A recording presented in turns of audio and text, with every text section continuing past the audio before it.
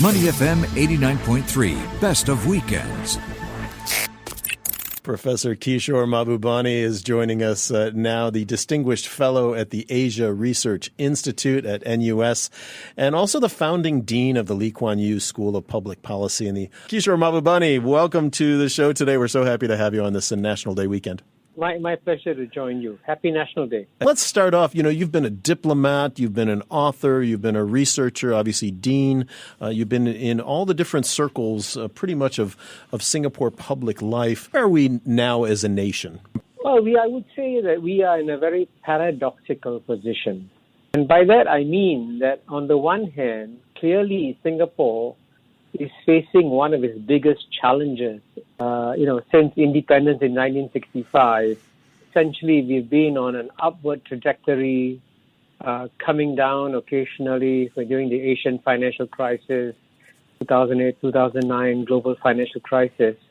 Clearly, in the 55 years of independence, the tremendous global recession caused by COVID-19 is the biggest challenge ever. And for Singapore, it's especially huge because all our policies were created on the assumption that globalization was a sunrise industry and would remain a sunrise industry for the next 100 years. And now clearly we have seen the biggest retreat from globalization in a long time. So clearly it's a very challenging moment.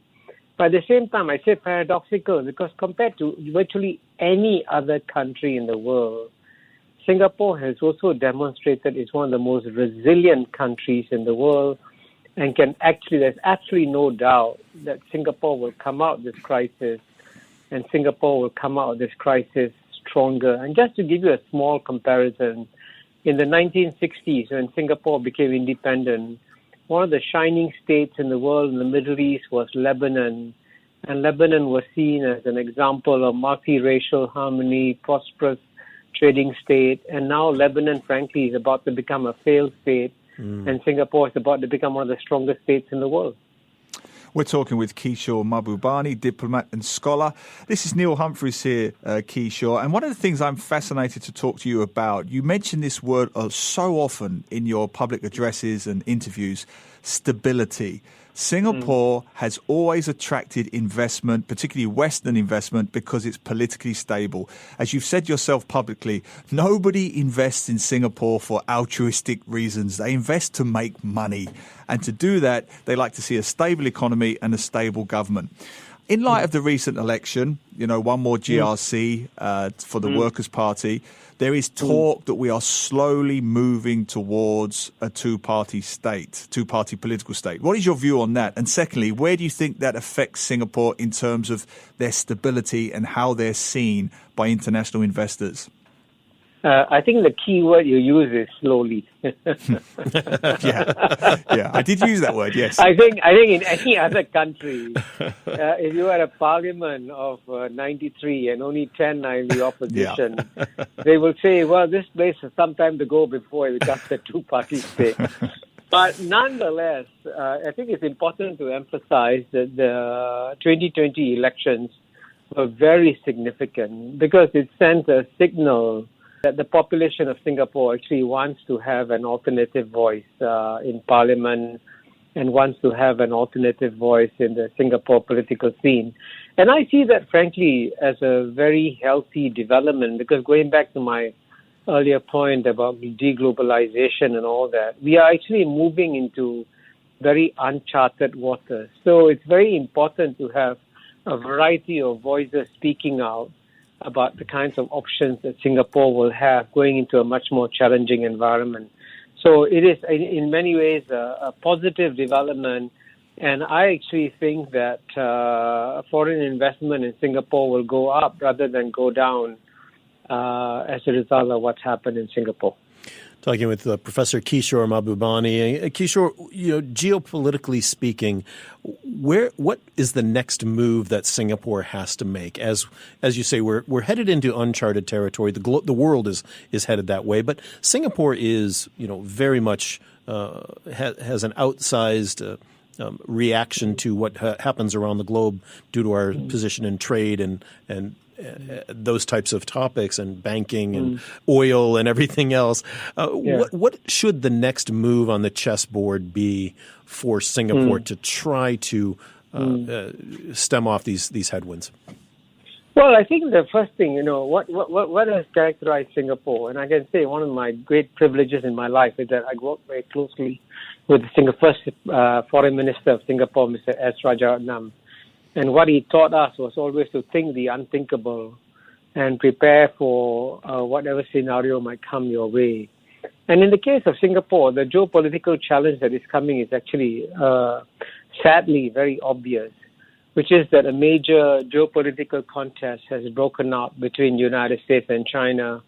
And frankly, the year 2020 will go down as the year where there was a huge spike in the geopolitical contest between U.S. and China. And Singapore is going to face a very tough challenge, maintaining good relations with the United States and maintaining good relations with China, because we are good friends with both. So this is going to be the number one strategic dilemma for Singapore in the coming years. And as you mentioned, I've written a book on the subject to indicate how difficult this geopolitical contest will be. And very much on that point, one of the things I admire about you is the way you cut through the Western rhetoric of how Western commentators and academics often view, I would say stereotypically, both Singapore and China. And in that context, in that very important context, how do you think the world, whether it's the West, Europe, the US, how do they view Singapore right now in relation to US-China relations? Well, I think, it's a very complicated picture. Well, one thing is very clear. Unlike the Cold War, in the Cold War between the United States and Soviet Union, as you know, many countries rushed to join up with the United States. Europe was a very enthusiastic supporter of the United States, and even third world states like Egypt, Pakistan, Indonesia joined the United States during the Cold War against the Soviet Union. This time around, frankly, very few states are rushing forward to say, hey, we are completely with you in this contest against China, because many of the countries in this region, going all the way up to East Asia, including the major allies of the United States like Japan, South Korea, they do more trade with China than they do with the United States. So it's very difficult for them to accept a binary choice. Are you with the United States or with China? So right now, there's a period of tremendous geopolitical caution, and everybody is basically, number one, not staking their position clearly, waiting to see what's going to happen. And of course, everybody is waiting to see what's going to be the outcome of the November election, to see whether Trump or Biden will win, because clearly the Biden foreign policy, although under Biden, the geopolitical contest with the U.S. and China will continue, but it'll be continued very differently from now. And on that point, just to follow up briefly on that point, recent stories have suggested, we've had these spy stories, the Singaporean guy who was arrested in the US. Again, I was talking about that point of how Singapore is perceived to be in this China-US situation. There are some who says that Singapore is very pro-China, obviously because of its majority Chinese population. Others hold a different view. Where do you think, as I say, other countries see Singapore, the outsider looking into Singapore? What's our view of Singapore to the world?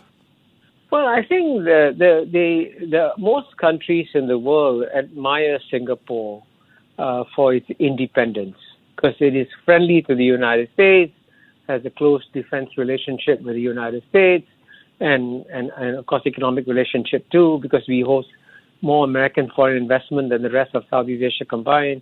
But at the same time, we are also a good friend of China. And I think what makes Singapore unusual is that we are able to speak out openly. So, for example, the speech given by Prime Minister Lee at the Shangri-La Dialogue and the recent article published by Prime Minister Lee in Foreign Affairs are very brave statements, making it very clear that Singapore wants to maintain its good relations with both states and doesn't want to choose or take sides. Speaking with Kishore Mahbubani, the veteran diplomat, the founding dean of the Lee Kuan Yew School of Public Policy. And of course, Lee Kuan Yew was famously, I would say, independent when he came to his discussions with both Beijing and with Washington. He was not afraid to call out either of them, either in favor or against when the moment called for it. And as you say now, Prime Minister Lee is kind of carrying on with a different tone, of course, his own tone, that sort of independence. Your new book, Has China Won? Of course, it was written before TikTok and the U.S. Embassy, U.S. Consulate, and the Chinese consulate in Houston events of this past less than a month. Tell us more about that book, your premise in it. And do these recent events have any impact on how you're viewing this contest between the U.S. and China? Well, I mean, this somewhat sadly, I say this. Normally, I should actually be very happy that the prediction that I made in my book, that the U.S.-China geopolitical contest will get worse in the coming decades. That's what my book is about. It predicts that very confidently. And I was hoping that COVID-19 will prove that I'm wrong.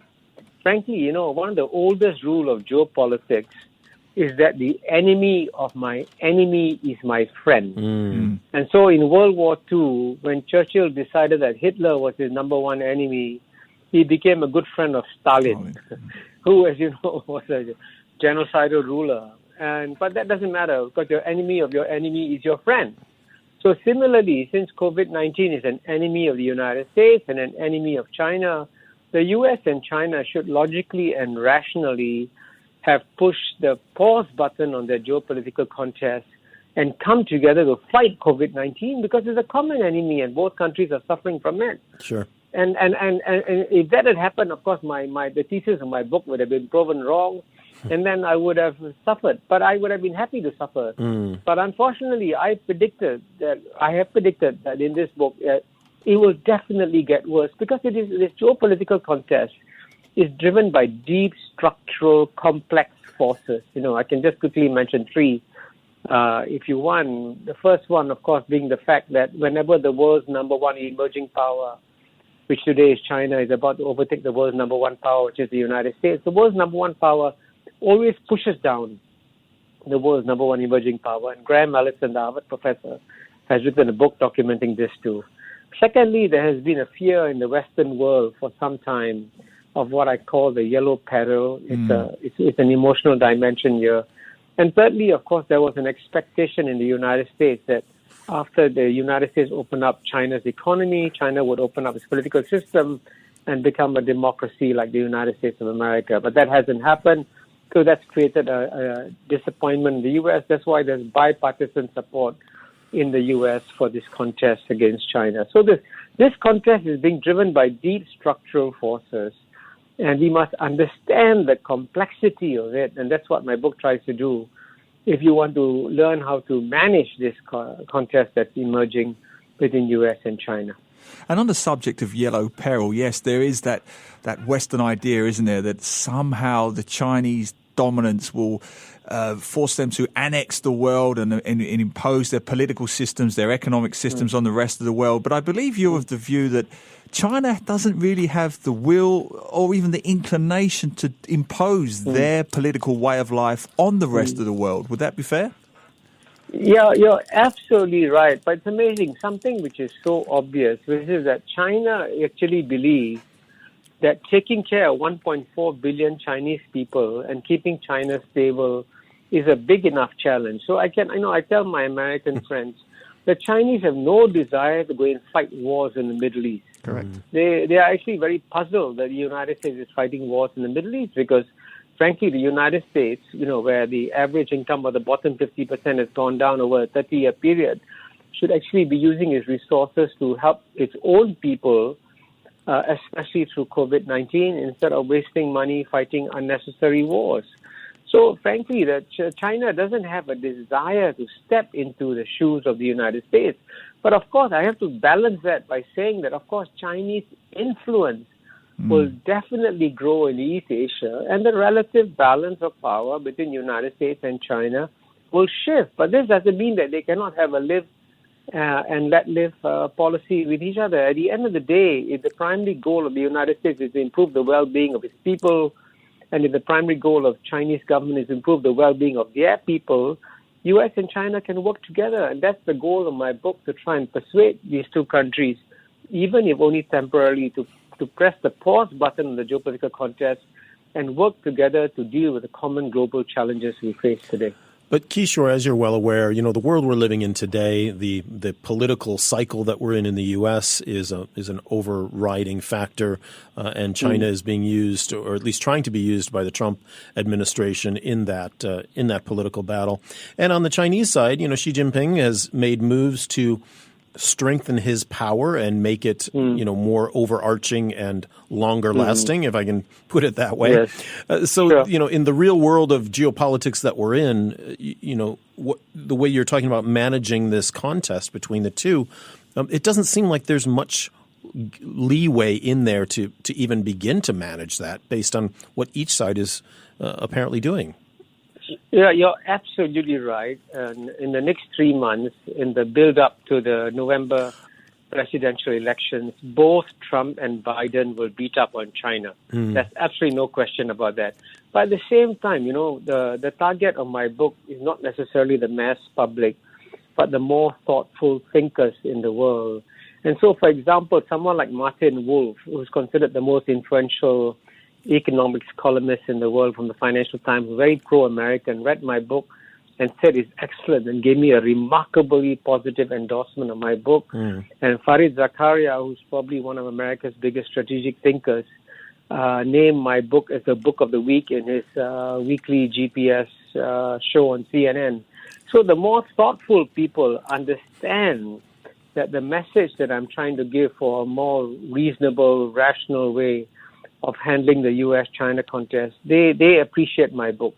But of course, the mass public will certainly, in both countries, will become more and more nationalist. And that is, of course, very dangerous. Yeah, well, we'll hope that certainly the people that need to read that book in the administration, both current and incoming, will read it and heed it. Our thanks to Professor Kishore Mahbubani, Distinguished Fellow at the Asia Research Institute, and also the founding dean of the Lee Kuan Yew School of Public Policy, the author of Has China Won? We appreciate your time today, Kishore. Thank you. Bye-bye.